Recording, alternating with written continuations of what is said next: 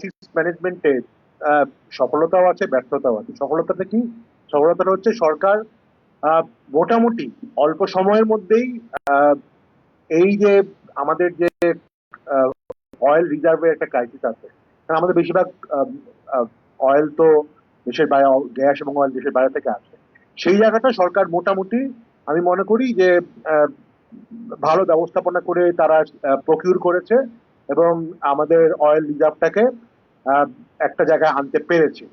But সমস্যাটা হচ্ছে এইটা করতে গিয়ে যে কমিউনিকেশন, সরকারের বিভিন্ন মন্ত্রীরা মানে অতি কথন থেকে শুরু করে আহ, মানে এটাকে এমন কিছুই হয়নি, এরকম এটা কোনো ক্রাইসিসই না, এইটা বলাতে কিন্তু আলটিমেটলি দেখেছি যে আমরা লোকজন আসলে সরকারের উপর অনেক ক্ষেত্রে ভরসা হারিয়ে লাইন করেছে প্রায় 2 থেকে 3 সপ্তাহ, প্রায় অলমোস্ট 1 মাস একটা বড় ক্রাইসিসে তেল থাকা সত্ত্বেও, একটা বড় ক্রাইসিসে হয়তো আমার কাছে মনে হয় এটা পুরোপুরি এক ধরনের কমিউনিকেশন ক্রাইসিস। তো এবং ট্রাস্ট ডেফিসিট। তো সেই জায়গাটাতে আমার কাছে মনে হয় একটা বড় ব্যর্থতা হয়েছে। আমরা জানি যে আসলে প্রচুর লোক, বয়স্ক লোক অনেকে এই রোদের মধ্যে মারাও গেছে। হ্যাঁ, তো এটার আসলে এক ধরনের মোস্ট আনফর্চুনেট, এই জিনিসটা আসলে হওয়া উচিত ছিল না। তো যেই সফলতাটা সরকার পেয়েছিল মানে সোর্সিং এর ক্ষেত্রে, সেটা কিন্তু আসলে লোকাল ডিস্ট্রিবিউশন ম্যানেজমেন্টের ক্ষেত্রে সেটা আমরা আমরা দেখিনি। তো সেটা আমার মনে হয় আইডেন্টিফাই করা উচিত। আচ্ছা, ব্যর্থতা। ব্যর্থতার লিস্ট তো আসলে অনেক বড়। আমার ধারণা অনেক কথা অলরেডি বলে গেছে। আমি ওয়ারিদ ভাইয়ের সাথে পরিপূর্ণভাবে একমত। যেই কয়েকটা ব্যর্থতা কথা উনি বলেছেন, প্রথমত আমার আমি পিটি শিওর আপনারা সবাই এখানে কথা বলেছেন যে গণভোট নিয়ে। আমি শুধু জুলাই সনদ না, সরকার কিন্তু বলবে যে জুলাই সনদ তারা বাস্তবায়ন করছে। জুলাই সনদ আর গণভোট এক জিনিস না। জুলাই সনদে কিন্তু আমরা জানি অনেক মানে পদে পদে প্যারায় প্যারায় নোট অফ ডিসেন্ট আছে। এখন সরকার বলতেই পারে যে নোট অফ ডিসেন্ট যেহেতু আছে, আমরা তো জুলাই সনদ আমাদের মতো করেই করছি। কিন্তু জুলাই সনদের উপরে কিন্তু আসলে গণভোট, যেটা কিন্তু বাংলাদেশের প্রায় 70% লোক কিন্তু এই এখন কি কি থাকবে, উচ্চকক্ষ পিআর থেকে শুরু করে কিভাবে ইলেকশন কমিশন গঠিত হবে, কিভাবে নতুন তত্ত্বাবধায়ক সরকার গঠিত হবে, সব ব্যাপারে কিন্তু আহ, বলা আছে। হ্যাঁ, এবং সেটাকে সেখানে সেটা সবচেয়ে বড় রায় কিন্তু জনগণ দিয়েছে। তো সেই ক্ষেত্রে কিন্তু আমরা দেখছি যে গণভোটের যে প্রক্রিয়াটা, যেভাবে এটা সংবিধানে সন্নিবেশ করা হবে, আহ, আহ, সংবিধান সংশোধন সবার মাধ্যমে, সেটা কিন্তু 4 মাস হয়ে গেল কোনো উদ্যোগই নেওয়া হয়নি এবং সরকার মোটামুটি পরিষ্কার করে দিয়েছে অলমোস্ট যে এটা তারা মানবে না। মানে গণভোট যে বাংলাদেশে হয়েছে, এটা আসলে এক ধরনের মানে সরকারের দৃষ্টিতে এক ধরনের ব্যত্যয়, এটার কোনো আসলে বৈধতা নেই। এটা আসলে সরকার বুঝিয়ে দিয়েছে। তো আমার কাছে মনে হয় যে এইটার ব্যাপারে আমরা নিজেরাও এটা নিয়ে যথেষ্ট সোচ্চার হওয়ার চেষ্টা করি, করছি। বাট সেটা একটা আসলে আমি মনে করি যে জনগণের সাথে আহ, মানে খুব সরাসরি ভাবে বলতে গেলে জনগণের সাথে প্রতারণা। তো সেটা একটা বড় ব্যর্থতা। এবং এই ব্যর্থতা গুলো বা এর কস্ট, আসলে পলিটিক্যাল কস্ট গুলো আসলে আমরা হিস্টোরিক্যালি অনেক বড় সময়ের মধ্যে দিয়ে হয়তো বুঝতে পারবো। আহ, আইন শৃঙ্খলা, এখানে আমি দেখলাম যে ছোট একটা প্যারা আছে আইন শৃঙ্খলার ক্ষেত্রে। আর আইন শৃঙ্খলার অবস্থা কিন্তু আসলেই অনেক খারাপ।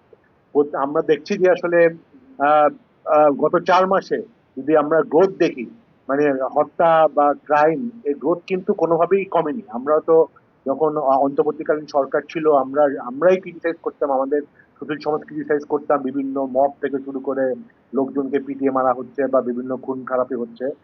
এবং আমরা তখন কিন্তু মানে স্বরাষ্ট্রমন্ত্রীর অলমোস্ট প্রতি সপ্তাহে একবার করে পদত্যাগ পেতাম। কিন্তু আমি দেখি গত চার চার মাসের মধ্যে কেউ স্বরাষ্ট্রমন্ত্রীর পদত্যাগ চায় না, এই একই টাইপের মানে ব্যর্থতার জন্য। তো সেটা কি আসলে আমরা মানে ভয়ে চাই না, নাকি আসলে অন্য কোনো কারণে, সেটা আমার গা সওয়া হয়ে গেছে। তো বাট এটা রেসপন্সিবিলিটি নিতে হবে, এই রেসপন্সিবিলিটি নিতে হবে। স্বরাষ্ট্রমন্ত্রী অত্যন্ত দক্ষ একজন মানুষ, খুবই চমৎকার বলেন, সংবিধান থেকে শুরু করে ব্যাংকিং নিয়ে ওনার যথেষ্ট বিশাল পরিমাণ জ্ঞান আছে। কিন্তু আমার মনে হয় ওনার জ্ঞানের একটা অংশ উনি বোধহয় মানে যদি আইন শৃঙ্খলা রক্ষা, তার মেইন দায়িত্ব, সেটা দিলে জাতি হয়তো কৃতজ্ঞ থাকবে। তো সেটা একটা বড় ব্যাপার। অর্থনীতি, যেটা বেসিক্যালি এটা আমার নিজের জায়গা, সেটা হচ্ছে এখানে কয়েকটা ব্যাপার আসছে। ওয়ারেশ ভাই বলেছেন ব্যাংকিং সেক্টর, এখানে আসলে বলার কিছু নেই। আমাদের বদুল ভাই, আমরা ওয়ারেশ ভাইয়ের প্রচুর সেমিনার গত 2-3 মাস করেছি যে কিভাবে সরকার যে ব্যাংক রেগুলেশন অ্যাক্টে এক ধরনের ষড়যন্ত্র করে একটি ধারা যোগ করার চেষ্টা হয়েছে। আমরা শুনছি যে এটা হয়তো আবার উঠিয়ে নিবে, বাট এটা করা হয়েছে কেন সেটাও আমরা সবাই জানি। এটা আসলে একেবারে দিবালোকের মতো সত্য, তাই না? এখন এটা আমরা যেই এসালমের মাধ্যমে গত 15 বছর লক্ষ লক্ষ কোটি টাকা লুট হয়েছিল, সেই এসালমকে আসার জন্য আমরা আবার পথ করে দিচ্ছি। এর থেকে মানে জুলাইয়ের সাথে বেইমানি তো আর কিছু হতে পারে না, তাই না? আমাদের আজকেই ব্যাংকিং খাত প্রায় 1/3 30%-এর বেশি যে মন্দরিন, এর একটা বড় অংশ আসলে এই কয়েকজন গুটি কতক অলিগার এই কাজটা করেছে, এবং এসালাম তাদের বড় নেতা। হ্যাঁ, এই দলনেতাকে আবার আমরা মানে সসম্মানে নিয়ে আসছি। এবং আনফর্চুনেটলি ইসলামী ব্যাংকের নিয়ে যেই গত 2 সপ্তাহে যেই ক্রাইসিসটা তৈরি হয়েছে, সেটাও কিন্তু একই কারণে। হ্যাঁ, ব্যাংকিং রেগুলেশন অ্যাক্ট এক ধরনের ওয়ে ছিল, ইসলামী ব্যাংকে বলা হচ্ছে যে তাদের শেয়ার যে সরকার নিয়েছে সেটা তাদেরকে আবার ফেরত দেওয়া হবে। এবং এটা আনফর্চুনেটলি স্বরাষ্ট্রমন্ত্রী, যার যার এটা কথা বলার কথা না, উনি সংসদে কিন্তু মানে বলছে যে না, যে যার থেকে সরকার নিয়েছে তাকে ফেরত দেওয়া হবে। তো এটা অত্যন্ত দুর্ভাগ্যজনক।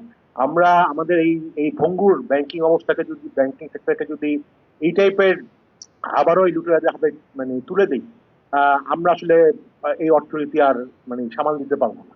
তো এটা সরকারকে বুঝতে হবে যে মানে তাদের নিজেদের জন্যই এই ব্যাংকিং সেক্টরে এই আগুন নিয়ে খেলাটা তাদের জন্য ঠিক হবে না। কর্মসংস্থান, এটাও ওয়ারেস ভাই বলেছেন, কি কি ধরনের একটা মানে আমাদের দেখবেন যে এই চুনে পুটি চুনে পুটি যারা থাকে ছোটখাটো নেতা, তাদের পিছনে দেখবেন 1-1.5 হাজার ছেলে পেলে এমনি ঘুরে।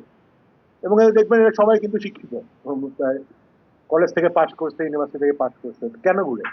কারণ তাদের তো আসলে কোনো কাজ নেই, তাই না? তো এখন এই যে তাদের কাজ নাই, এবং এরা যে আসলে বিভিন্ন ধরনের আহ, মানে মানে সামাজিক সমস্যায় জড়িত হচ্ছে, এই যে অনলাইন গ্যামলিং বলি আমরা, সরকার তো আইন করবে অনলাইন গ্যামলিং, কিন্তু আপনি যতক্ষণ না পর্যন্ত এদেরকে মানে ভালো মানে উইলফুল অর মানে একটা ভালো ইকোনমিক অ্যাক্টিভিটিতে ইনভলভ করতে পারবেন, তখন তারা এই সকল ক্রাইমে, অনলাইন গ্যামলিং থেকে শুরু করে এই জায়গাগুলিতে তারা আসবে। তো সেই জায়গায় আমাদেরকে আসলে কর্মসংস্থান, যে সরকার বলেছিল 18 মাসের মধ্যে 1 কোটি কর্মসংস্থান, আমরা কিন্তু গত 4 মাসে আমরা দেখছি যে আসলে নতুন তৈরি হয়নি। অনেক ক্ষেত্রে অনেক জায়গায় লোকজনকে ছাঁটাই করা হচ্ছে বিভিন্ন ম্যানুফ্যাকচারিং বা সেই জায়গাগুলিতে, কারণ ইকোনমির অবস্থা আসলেই অত্যন্ত খারাপ। মূল্যস্ফীতি যেটা বলা হচ্ছে এখন 10%, কিন্তু মূল্যস্ফীতি এই যে 10% বেড়েছে, কিন্তু এটা কিন্তু আসলে one of the major reason যে আমাদের ইকোনমি স্লো হয়ে যাওয়াতে মূল্যস্ফীতি এখনো 10%। ইকোনমি যদি একটু পিক করা শুরু করে, তখন দেখবেন এই মূল্যস্ফীতি 10-এর জায়গায় 12-13% হয়ে যাবে। তো এবং ছাত্র তো হচ্ছে, ইসলামী ব্যাংকের জন্যই দেখা গেল গতকাল পর্যন্ত বোধহয় 8,500 কোটি টাকা দেওয়া হয়েছিল। তো সেই জায়গাটা কিন্তু আমরা বুঝছি না যে আসলে আমরা আমাদের অ্যাকচুয়াল মূল্যস্ফীতি কোন জায়গায় চলে যাবে যদি না আমরা আমাদের অর্থনীতিগুলিকে আমরা রেগুলারাইজ করতে পারি। এক ভাই বলেছেন যে ট্রাফিক নিয়ে, ট্রাফিকের ক্ষেত্রে আমি আপনার সাথে পরিপূর্ণ একমত। এই 20-30 বছরের মানে পুরনো লক্কর ঝক্কর এই বাসগুলি আসলে ঢাকা শহরের ট্রাফিকের সবচেয়ে বড় কারণ। শুধু ট্রাফিকের সমস্যা না, ঢাকা শহর এখনো প্রতিদিন আমরা রিপোর্ট পাই যে ওয়ার্ল্ডের বিভিন্ন সিটির মধ্যে বায়ু দূষণে সবচেয়ে মানে ওয়ার্স্ট অবস্থা, 1-2 এর মধ্যে। এবং এর এই আপনার যারা আমরা রাস্তায় চলাফেরা করি, এই কালো ধোঁয়া, হ্যাঁ, এখন কিন্তু দেখবেন যে ইলেকট্রিক ভেহিকেল বা বাংলাদেশের যে টেসলা বলি, এরা তো আর কালো ধোঁয়া করে না, তাই না? তো বাংলাদেশে তো এখন সবচেয়ে বড় ক্রাইমই কিন্তু হচ্ছে এইসব কালো ধোঁয়ার ক্ষেত্রে। তো প্রধানমন্ত্রী কিন্তু ক্ষমতা নেওয়ার 2-1 সপ্তাহের মধ্যেই একটা মিটিং করেছিল যে ঢাকা শহরের ট্রাফিক ব্যবস্থা এবং এই বাসগুলোর ক্ষেত্রে মডার্নাইজেশন। আনফর্চুনেটলি আমরা দেখি না এর খুব একটা আহ, আহ, মানে চেঞ্জ হয়েছে। এর বড় কারণ হচ্ছে যে এর ক্ষেত্রে একটা পলিটিক্যাল ইকোনমিও ব্যাপার আছে। এই বাস মালিক এবং এই শ্রমিক মালিকদের একটা বড় রাজনৈতিক একটা কন্ট্রোল থাকে, এটাকে কেউ হয়তো হাত দিতে চায় না।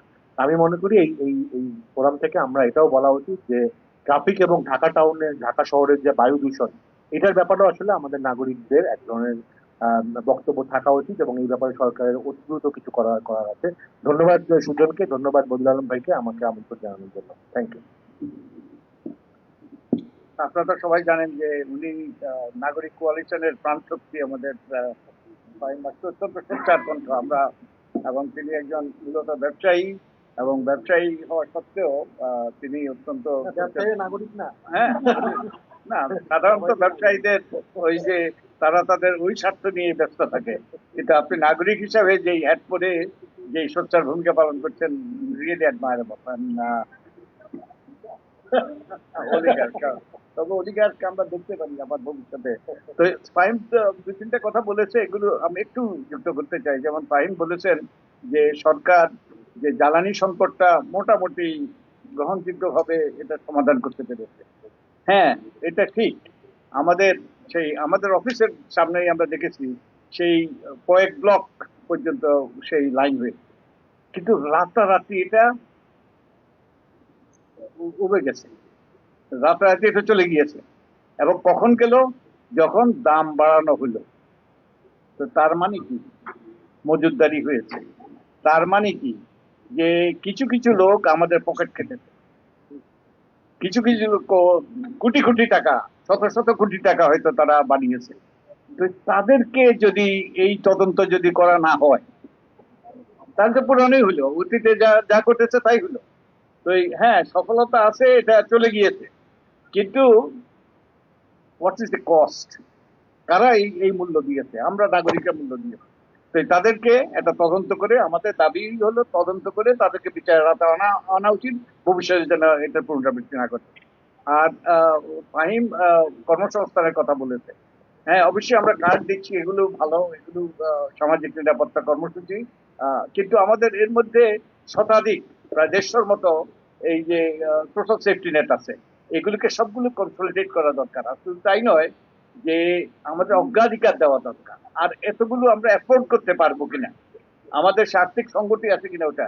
আর সবচেয়ে বড় কথা, যেভাবে বিতরণ হচ্ছে, এটা কিন্তু, আমি একটু স্থানীয় সরকার সম্পর্কে একটু একটু জানি, এটা কিন্তু আইনের ব্যত্যয় হচ্ছে যেভাবে বিতরণ হচ্ছে। আমাদের ইউনিয়ন পরিষদের আইনটা যদি আপনারা দেখেন, ওখানে একটা ওয়ার্ড সভার বিধান আছে। ওয়ার্ড সভাতে বলা আছে যে সরকারি স্কিমের যে সকল স্কিম আছে যেগুলো জনগণকে দেওয়া হবে, এগুলো এই প্রকাশ্য মিটিংয়ে, ওয়ার্ড সভা মানে জনগণকে নিয়ে সভা 2বার করার কথা ইউনিয়ন পরিষদে, ওই ওয়ার্ড সভায় ওই উপকারভোগী বেনিফিশিয়ারি নির্ধারিত হওয়ার কথা। তো এবং স্বচ্ছভাবে, প্রকাশ্য সভায়। তো তার মানে তাহলে যে স্বচ্ছতা যদি আপনার সবাই প্রায় তরুণ, তো আমাদের তরুণদের জন্য কর্মসংস্থান করতে হবে। যেই দেশে তরুণদের সংখ্যা যত বেশি, সেই দেশের অর্থনৈতিক সম্ভাবনা তত তত বেশি। ওটাকে বলা হয় ডেমোগ্রাফিক ডিভিডেন্ড। কারণ তরুণরাই ঝুঁকে নিতে পারে, তারপরে দুঃসাহসী হতে পারে, অনেক কিছু করতে পারে। আমাদের অন্ত পিছুটান আছে, আর আমরা ভোক্তা, আর তরুণরা হলো উৎপাদক। তো আমাদের এই ডেমোগ্রাফিক ডিভিডেন্ড হলো মানসম্মত। আমাদের গণভোট, তো নোট অফ ডিসেন্টটা তো অপ্রাসঙ্গিক আমি মনে করি। কারণ নোট অফ ডিসেন্টটা কি? দ্বিমত করা। গণতান্ত্রিক ব্যবস্থা কিভাবে সিদ্ধান্ত হয়?